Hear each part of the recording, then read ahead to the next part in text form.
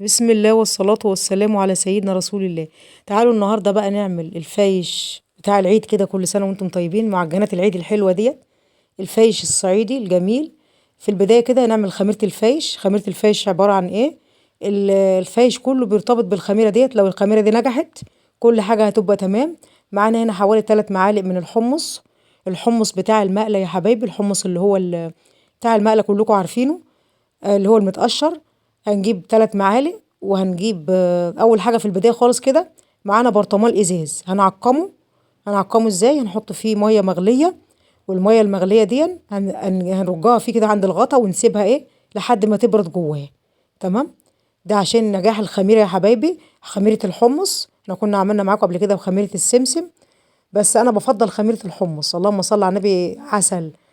هنحط بقى الحمص في قلب المطحنه، ومش هن مش هن مش هن مش هن مش هنعمل الحمص.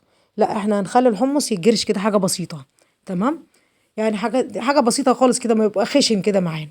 يا ريت تحطوا اللايك لو عجبكم الفيديو، واعملوا اشتراك بالقناه، فعلوا جرس الاشعارات عشان كل وصفه من وصفاتي توصل لكم حبايبي وكل متابعين. معانا هنا حطينا في البرطمان بعد ما عقمناه ونشفناه بالمنديل 3 معالق بالظبط من الحمص.